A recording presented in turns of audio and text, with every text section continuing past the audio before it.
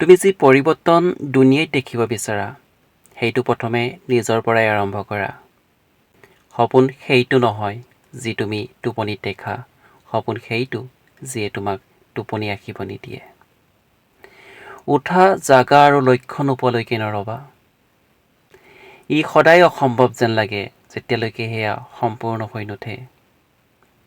বিশ্বাস হৈছে সেই পক্ষী যিয়ে পোহৰ অনুভৱ কৰে যদিও আকাশখন অন্ধকাৰ। জীৱন এটা চাইকেল চলোৱাৰ দৰে, সামঞ্জস্য ৰাখিবলৈ হ'লে আগবাঢ়ি থাকিব লাগিব। তোমাৰ সময় সীমিত, সেয়েহে আনৰ জীৱন জীয়াই নষ্ট নকৰিবা। সফলতা বেয়া শিক্ষক। এই বুদ্ধিমান মানুহকো ভুল বুজায় যে তেওঁলোকে কেতিয়াও বিফল নহয়।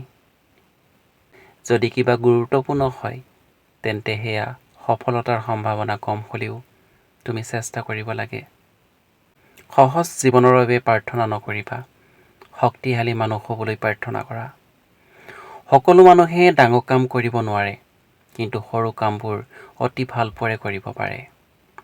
লাহে লাহে আগবঢ়া, কোনো কথা নাই, কিন্তু থমকি নৰবা, সেইটোৱে গুৰুত্বপূৰ্ণ।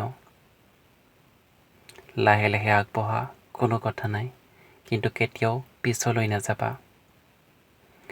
যদি তুমি সপোন দেখিব পাৰিছা তেন্তে সেয়া বাস্তৱ কৰিব পাৰিবা। ধন্যবাদ।